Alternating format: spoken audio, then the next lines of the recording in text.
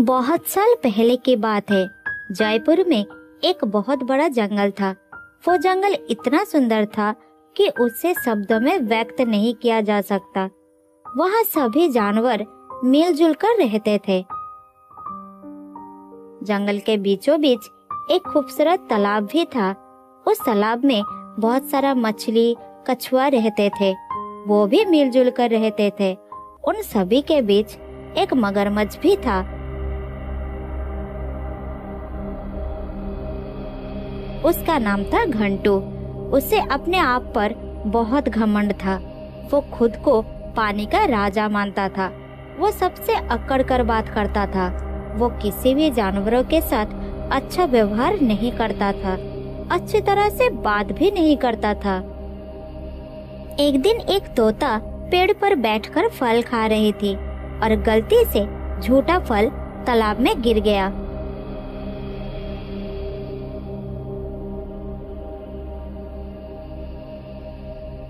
ये बात घंटू मगरमच्छ को बिल्कुल पसंद नहीं आई। वो तोते के ऊपर चिल्लाने लगा। अरे तोते, तेरी इतनी हिम्मत, तू मेरी तालाब में झूठा फल गिरा रही है। जल्दी चला जा यहाँ से, नहीं तो मैं तुझे खा जाऊंगा। तोता बेचारी उड़कर वहाँ से चली गई।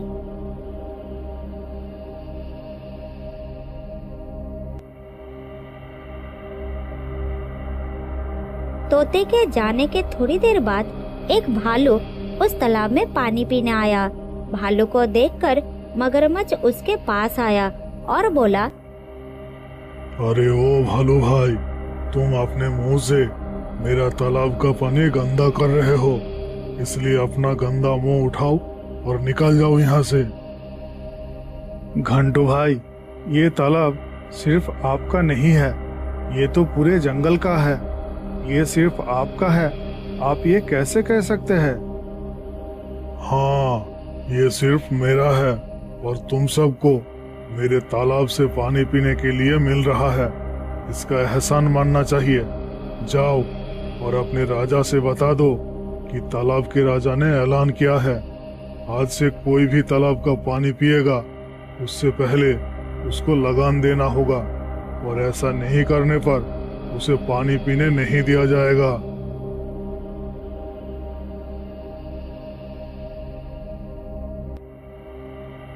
इस घटना के बाद जंगल के सारे जानवर तालाब जाने से पहले लगान ले जाने लगे। कोई मगरमच्छ के लिए ताजे रसीले फल ले जाता, तो कोई स्वादिष्ट खाना, और घंटू मगरमच्छ राजा की तरह आराम से खाता रहता।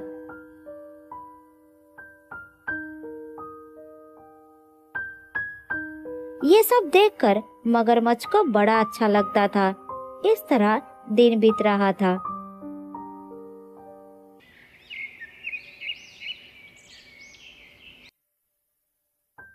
एक दिन सोनू नाम का एक बकरी के बच्चे को प्यास लगा, तो वो अपनी माँ बकरी से कहा, माँ, मुझे बहुत प्यास लगी है, मुझे पानी पीना है, थोड़ा पानी लाकर दो ना माँ, मेरा गला सूख गया है।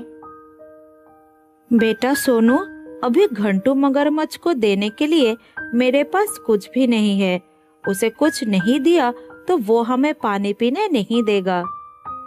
लेकिन जब सोनू प्यास सहन नहीं कर पाया तो माँ बकरी ने कहा, बेटा सोनू, बस थोड़ी देर रुक जाओ, अंधेरा होने पर हम तालाब चलेंगे, तब तुम पानी पी लेना, उसे अंधेरे में कुछ दिखाई नहीं देगा। थोड़ी देर बाद अंधेरा हो गया। फिर माँ बेटे मिलकर तालाब के पास पहुँच गए और सोनू चुपचाप पानी पीने लगा। तभी पानी की हलचल से मगरमच्छ की नींद खुल गई।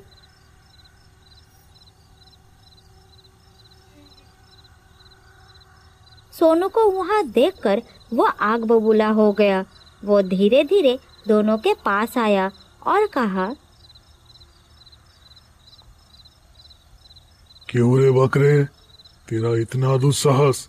तूने पानी के राजा के तालाब से पानी चोरी करने की हिम्मत की। अब देख, तुझे कैसे सबक सिखाता हूँ। इतना कहते ही मगरमच्छ सोनू के ऊपर झपटने ही वाला था। ये सब बकरी माँ देख रही थी। मगरमच्छ जैसे ही सोनू के ऊपर झपटा, तब माँ बकरी बीच में आ गई। उसने सोनू को तो बचा लिया, लेकिन खुद मगरमच्छ के जबड़ों में फंस गई। ये देखकर सोनू जोर जोर चिल्लाने लगा। चिल्लाने की आवाज़ सुनकर आसपास के जानवर इकट्ठे हो गए। इतने सारे जानवरों को देखकर मगरमच्छ बकरी को छोड़कर चला गया और बाकी जानवर भी चले गए।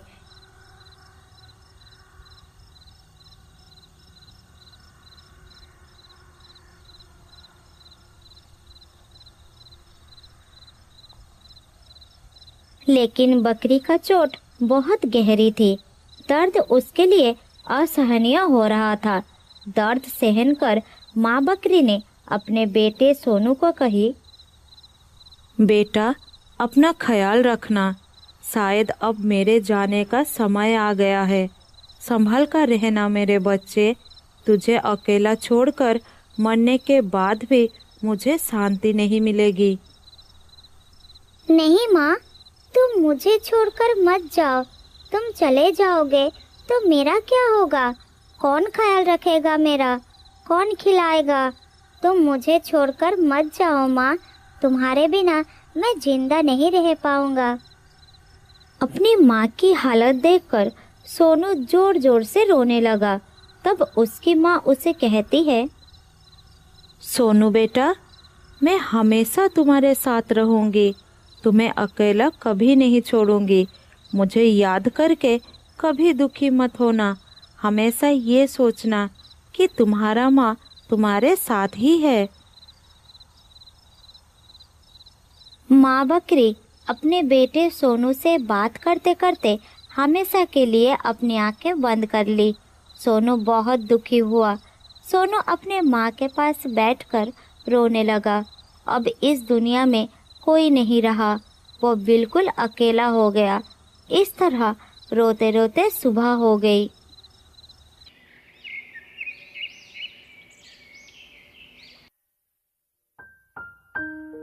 एक दिन सोनू खाने की तलाश में जंगल में घूम रहा था। तभी उसने देखा कि एक गाय पेड़ के एक डाली के नीचे दबा हुआ है। तब सोनू ने गाय के पास गया और कहा, अगर मैं हाथी जैसा ताकतवर होता तो चुटकियों में डाली को हटा देता। काश ये डाल हट जाए। इस गाय को बहुत दर्द हो रहा है।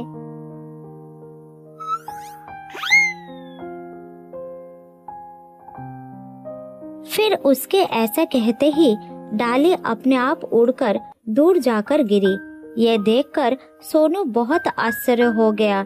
लेकिन तभी उसे अपनी माँ की बात याद आई और वो समझ गया कि ये सब उसके माँ के आशीर्वाद के कारण हो रहा है। ये बात जंगल में फैल गया।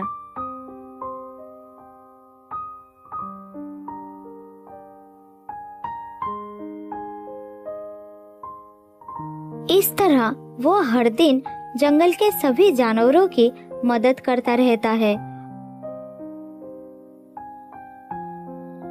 और शाम होने पर वो थका हारा घर लौटता है। जब वो घर पर अकेला होता है तब उसे अपनी माँ की बहुत याद आती है।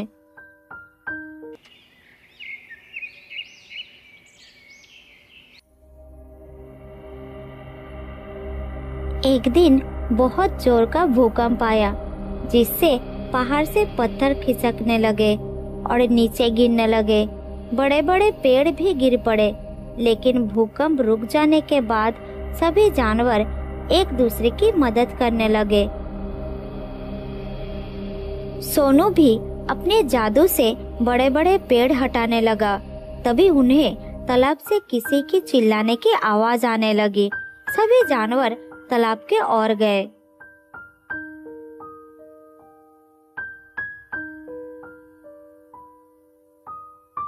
सबने तालाब के पास जाकर देखा कि दुष्ट मगरमच्छ एक बड़े पत्थर के नीचे दबा हुआ था और वो चिल्ला रहा था। उसी के चिल्लाने की आवाज सबने सुना था। बहुत कष्ट हो रहा है, मदद करो, मेरी कोई मदद करो। इस पत्थर को जल्दी से हटाओ कोई, नहीं तो मैं मर जाऊंगा। मदद करो मेरी। मगरमच्छ दर्द से चिल्लाने लगा, लेकिन उसे मदद करने कोई आगे नहीं आया। सब तालाब के पास खड़ा होकर देख रहा था। मैं जानता हूँ मैंने तुम सबके साथ बहुत बुरा व्यवहार किया है। मैंने तुम्हें इस तालाब से पानी भी पीने नहीं दिया। मैं वादा करता हूँ भविष्य में ऐसा दोबारा कभी नहीं होगा। मुझे प्रायश्चित करने का एक मौका दो। फिर भी कोई आगे नहीं आया उसे मदद करने के लिए।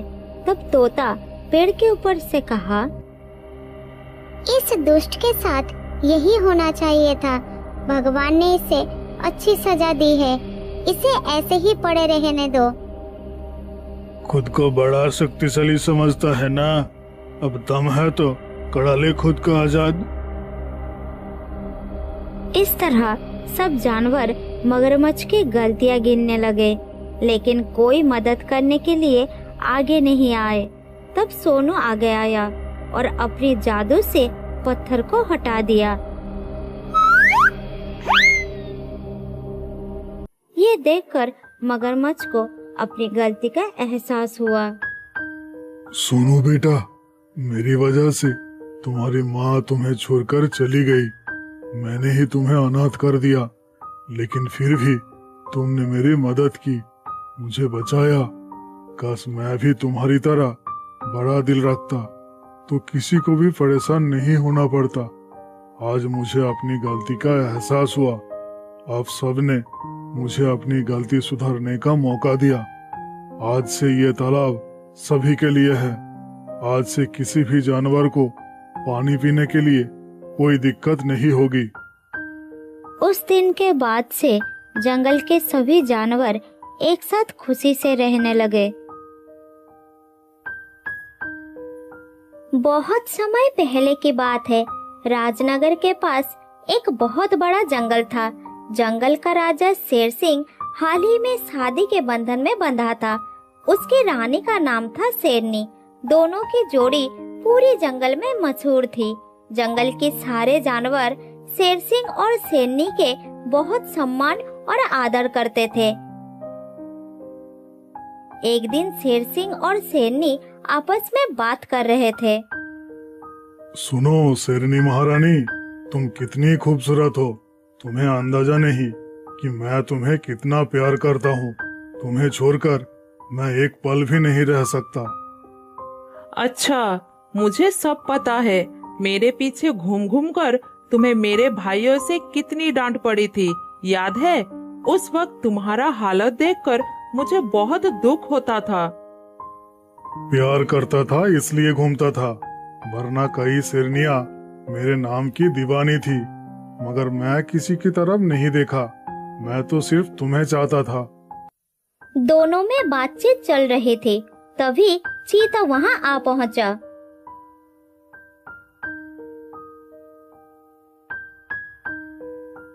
महाराज, आप कई दिनों से दरबार नहीं आए। बहुत काम रुका पड़ा है। दरबार में बहुत सारा जानवर आपका इंतजार कर रहा है महाराज। अच्छा ठीक है, मैं अभी आता हूँ।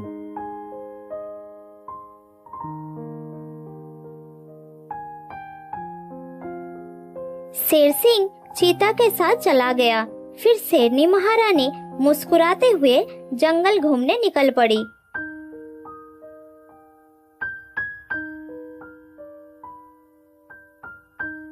जंगल हरा भरा था।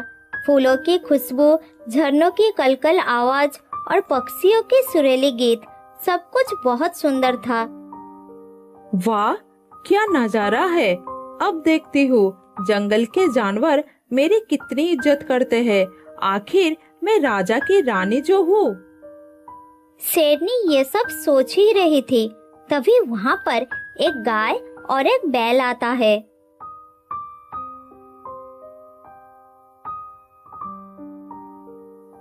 प्रणाम महारानी जी। आपने बुलाया होता तो हम खुद आ जाते। आपको कष्ट उठाने की क्या जरूरत थी? महारानी खुद हमारे बीच आए हैं। ये तो हमारे लिए बहुत गर्व की बात है। हम बहुत भाग्यशाली हैं जो आप खुद चलकर हमारे बीच आए हैं। जानवरों की बातें सुनकर शेरनी 7वें आसमान पर पहुंच गई। वाह, ये सब तो मुझसे डरते हैं। कहीं मैं नाराज ना हो जाऊं, इसलिए इतनी मीठी बातें कर रहे हैं। कोई भी मुझे नाराज नहीं करना चाहता। ठीक है, अब मैं चलती हूँ। शायद महाराज मेरी प्रतीक्षा करेंगे।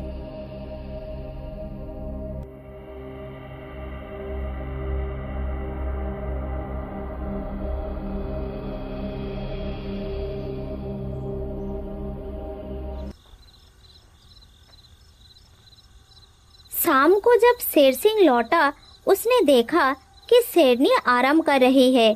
फिर उसने धीरे धीरे शेरनी से कहा, माफ करना शेरनी, आज मैं बहुत काम में व्यस्त था। मुझे तुम्हें इस जंगल की सैर खुद करानी चाहिए थी, मगर बिल्कुल समय नहीं निकल पाया।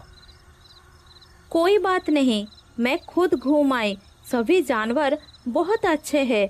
मुझे उनके बीच देखकर सब बहुत खुश थे और बहुत सम्मान कर रहे थे। तुम अकेले घूमने निकल गई थी, ये तुमने ठीक नहीं किया। वहाँ अच्छे जानवर भी है और खतरनाक भी, खासकर भेड़िए और लकड़बग्घे। मुझे मालूम नहीं था। आगे से अकेले नहीं जाऊंगी, आपके साथ ही जाऊंगी।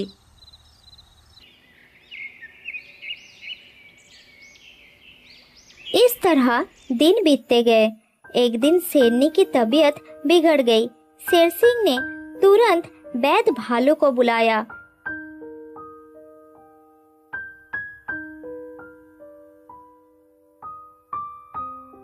शेरनी को अच्छी तरह से देखकर भालू ने बताया, महाराज बधाई हो, महारानी माँ बनने वाली है और आप बाप बनने वाले हैं। ये बात सुनकर शेर सिंह के साथ साथ पूरा जंगल खुशी से झूम उठा। ढेरों मिठाइयाँ बांटी गई। रानी की इज्जत अब और बढ़ गई थी।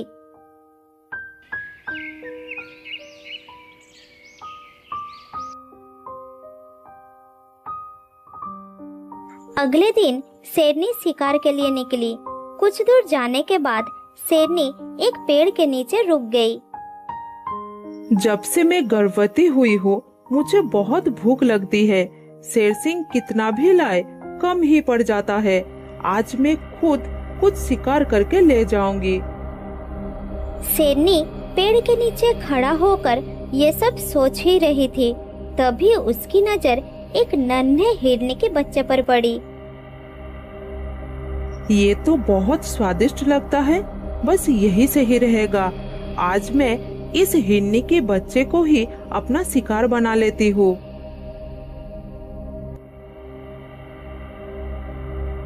ये कहकर शेरनी हिरनी के बच्चे को शिकार करने ही वाली थी कि तभी माँ हिरनी वहाँ आ पहुँची और शेरनी से कहने लगी, महारानी, आप ये क्या कर रही है?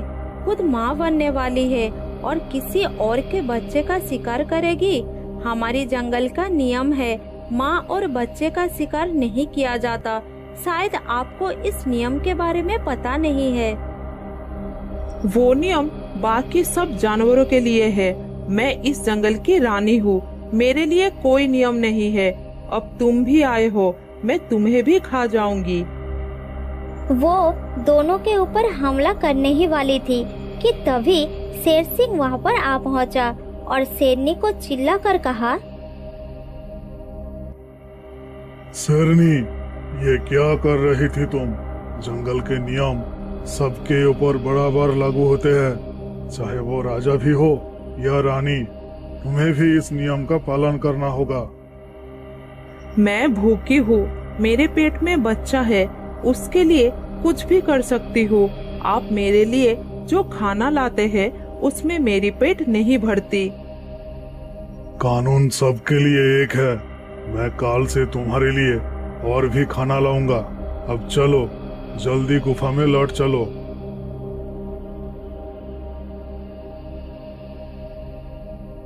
शेरनी नाराज होकर वहां से चली गई। तब शेर सिंह हिरनी से कहता है, मुझे माफ करना हिरनी बहन। शेरनी महारानी जरा जिद्दी है, सीख जाएगी धीरे धीरे। महाराज, अगर वो दूसरों के बच्चे से प्यार करना नहीं सीखेगी तो अपने बच्चों को कैसे संभालेगी? तुम ठीक कह रही हो, मैं उसे समझाऊंगा। ठीक है हिरनी बहन, अब तुम अपने बच्चे को लेकर अपना घर जाओ।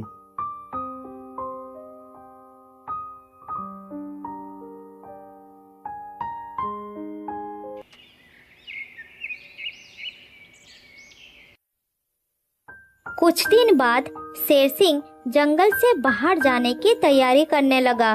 पड़ोस के जंगल के राजा शेर सिंह का दोस्त है। शेर सिंह उसी से मिलने जा रहे हैं। सुनो शेरनी महारानी, मैं कुछ दिनों के लिए बाहर जा रहा हूँ। तुम अपने मायके चले जाओ। वापस आकर मैं तुम्हें ले आऊंगा। इस हालत में तुम घर में अकेली नहीं रह पाओगी। बहुत अच्छा विचार है। मुझे भी अपने परिवार से मिलने का मौका मिलेगी।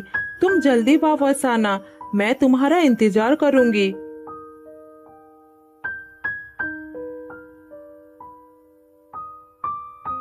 फिर शेर सिंह अपने दोस्त से मिलने के लिए चला गया और शेरनी अपने मायके के लिए रवाना हो गई।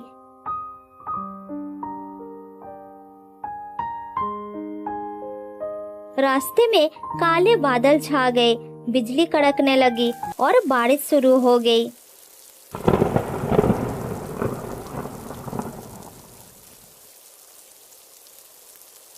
अरे बाप रे, अब ये बारिश भी शुरू हो गई। जल्दी निकलना होगा वरना भीग जाऊंगी। वो तेजी से चलने लगी पर रास्ता भटक गई। हे भगवान, मैं कहाँ आ गई? अंधेरा बढ़ता जा रहा है और अब मुझसे चला भी नहीं जाता। अब मैं कहाँ जाऊँ, क्या करूँ? शेरनी थककर एक पेड़ के नीचे बैठ गई। तभी दूर लकड़बाघों का झुंड दिखाई दिया। लकड़बाघों को देखकर शेरनी डर गई। ओ नहीं, ये तो लकड़बाघे है। मुझे जल्दी छिपना होगा, नहीं तो मुसीबत हो जाएगी। वो झाड़ियों में छुप गई। बारिश की वजह से लकड़बाघों को उसकी गंध नहीं आई और वो चले गए।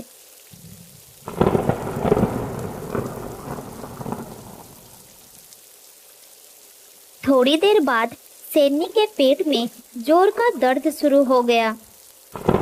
अब तो मेरा बच्चा आने वाला है। अब मैं क्या करूं? कहाँ जाऊं? मैं रास्ता भटक गई हूँ। इधर जंगली जानवरों का खतरा भी है। हे ईश्वर, मेरी मदद करो। शेरनी जब ये सब सोच रही थी तभी एक हिरनी वहां आई।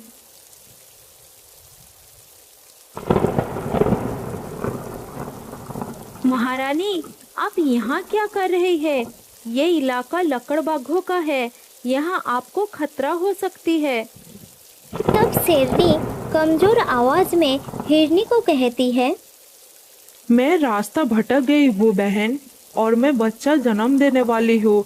कृपया मेरी मदद करो। मुझे यहाँ से किसी सुरक्षित जगह पर ले चलो। तभी कुछ लकड़बाघों को उस तरफ आते हुए दिखाई देता है। आप चिंता मत करो, मैं लकड़बाघों का ध्यान भटकाती हूँ। पास ही मेरी गुफा है, वहाँ जाकर आप आराम से बच्चे को जन्म दे सकती हो।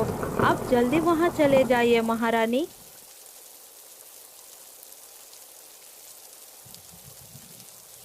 हिरनी लकड़बाघों के सामने आकर उनका ध्यान खींच लेती है।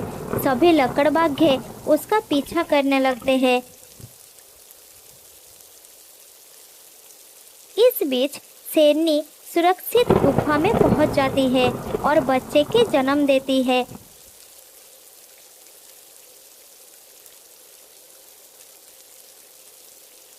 बच्चे के जन्म देने के बाद शेरनी बेहोश हो जाती है और बाहर बहुत तेज बारिश होने लगती है।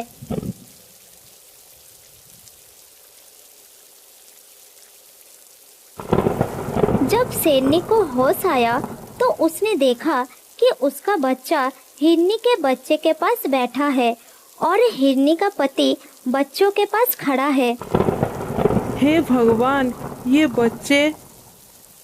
जी महारानी, ये हमारे बच्चे हैं, लेकिन उनकी माँ अब तक नहीं लौटी। मुझे बहुत चिंता हो रहा है। उसे तो अब तक लौट आना चाहिए था। हिरन की बात सुनकर शेरनी घबरा जाती है और कहती है, क्या हिरनी अब तक वापस नहीं आया? हे भगवान, मुझे तुरंत उसके पास जाना होगा। ना जाने अब वो किस हालत में है।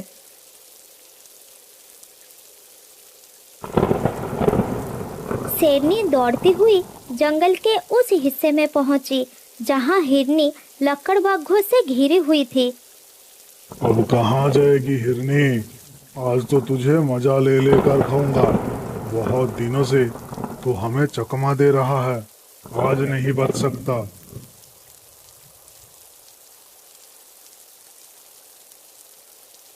तभी शेरनी वहां पर पहुंच जाती है और कहती है, रुको, ऐसी गलती बिल्कुल मत करना। जो आगे बढ़ेगा उसे मैं छोड़ूंगी नहीं। चलो जल्दी भागो यहाँ से। शेरनी की बात सुनकर लकड़बाघे हंसकर कहता है, तो अकेली क्या कर लेगी शेरनी? हम सब मिलकर आज तुझे भी सबक सिखाऊंगा। तभी पीछे से शेर सिंह की दहाड़ सुनाई देता है।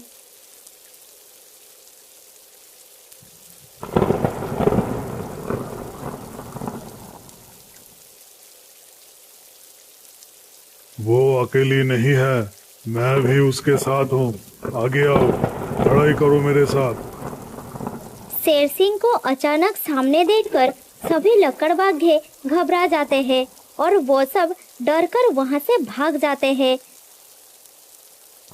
फिर शेर सिंह शेरनी से कहता है, मैं तुम्हें इस हालत में अकेला छोड़कर गया, ये मेरी गलती थी।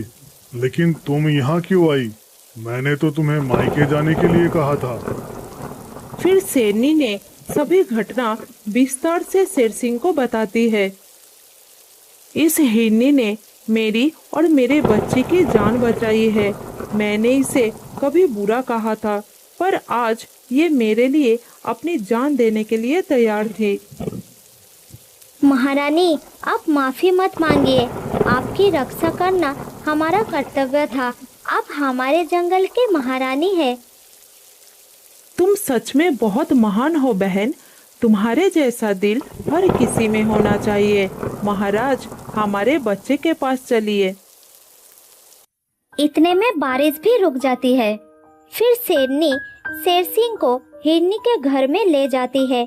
वहां जाकर शेर सिंह अपने बच्चे को देखकर बहुत खुश हो जाता है।